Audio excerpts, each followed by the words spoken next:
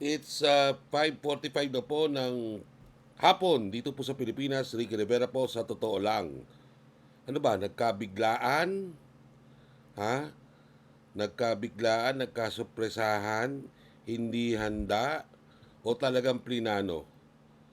Yun po yung mga tanong, no, ng ating taong bayan. Dito po sa pumutok na skandalo na naman ng pagnanakaw, no? At ito, involved naman hindi mga government officials, mga kababayan, mga pribadong mga individual na nagsamantala dahil may krisis. No? Hindi pa ba sapat sa inyo na nakita nyo na libo-libo mga tao ang bumuo sa kalsada dahil dyan sa issue ng katiwalian at pandarambong? Wala kayong katakot-takot, no?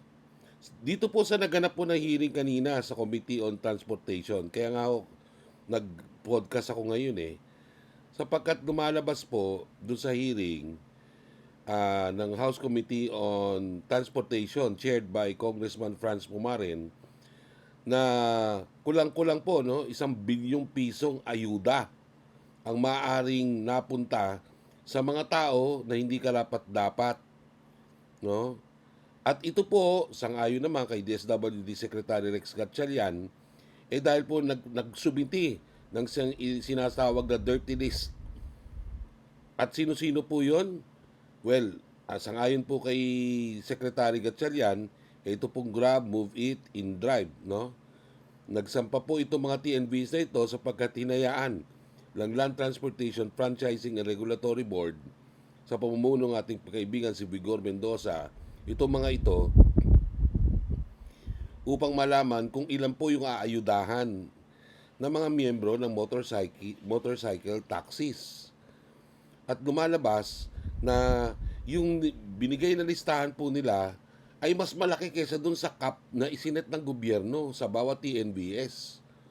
Meron nga po doon na nagsubmit, ang kanilang alokasyon is may 15 yata o 30.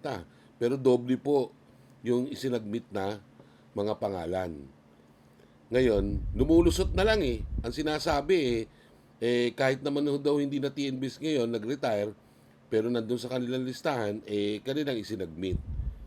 Ito pong kagaguhang ito, no? Hindi pa ba kayo natuto? Hindi pa kayo natatakot sa taong bayan? No? O talagang kailangan magpakita ng kamay na bakal itong pamahalang ito laban sa inyo? Dapat to kinakasuhan na yan no? At nagpapasalamat po tayo sa lower house sa pamumuno ni Congressman Franz Pumaren at ni Brian Damansares po at 10 po ng mga miyembro ng komite na hindi sila natakot dito sa mga ito at sinimulan itong investigasyon. At ang pagkakalam po natin, even yung Commission on Audit, nagsimula na pong investigahan yan. Hindi kayo makakalusot dito kay Rex Gatchalian. Matinong tao yan No, si Manat Sapuno, nag-mayor pa yan ng Valenzuela hanggang ngayon, no? Ah, wala ho talagang lulusot diyan sapagkat sa totoo, hindi ba kayo nahiya diyan? Ang kakapal ng mga pagbumukha ninyo. Ang dami nang ang um, nagsasuffer dahil dyan sa krisis natin sa enerhiya, no?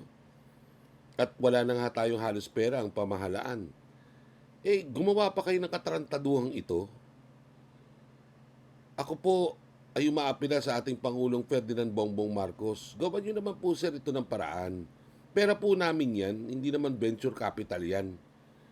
Nagbigay ho kami ng mga buwis para gumana at matulungan yung mga dapat tulungan. Pero kung ginagawang business lang ito, no? Wag na ho sana, no? At dapat to talaga makakita tayo ng makukulong dyan. Kaya LTFRB Chairman Vigor Mendoza, ano po bang gagawin nyo, sir? No? Pera po namin yan na bilang ng bahala na lang. No? Nakunin ito mga ghost riders na ito.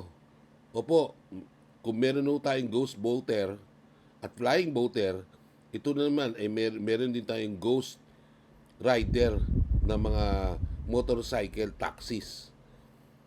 Sana hindi mawala sa wala ito pong ginagawang investigasyon na ito. Kapagkat kung ito ay makalusot, sa susunod hindi na ho bilyon ang siguradong sigurado kong nanakawin. Baka trilyon na naman yan, no? Sapagkat wala kayong pinakatakutan. Mukhang tama itong ating kaibigan na si Tony Lopez. Ito'y magaling na journalista po, no? Taga Pilipino po na writer ng Asia Week noon dati at sa ilang mga regional organizations. Napakabait do kasi ng Pangulo natin eh.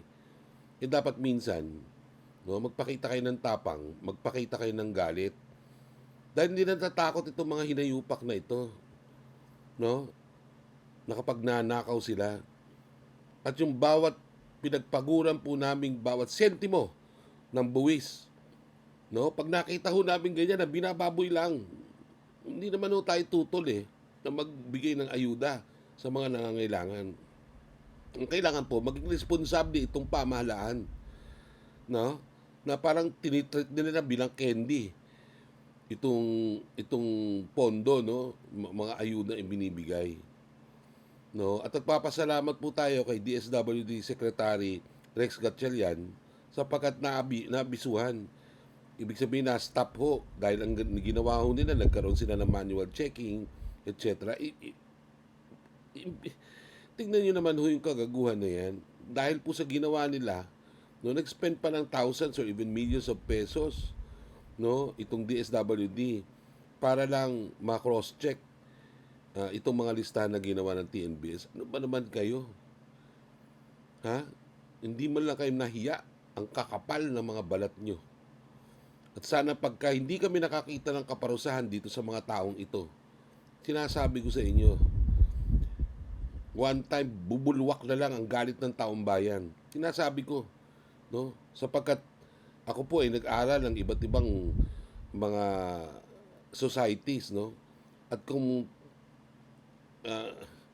pag dumating na po sa sukdulan, no, itong mga pagnanakaw na ito, tiyak na tiyak ko ang mga taong bayan mismo, ang magbibigay ng katarungan. Ricky Rivera po, sa totoo lang.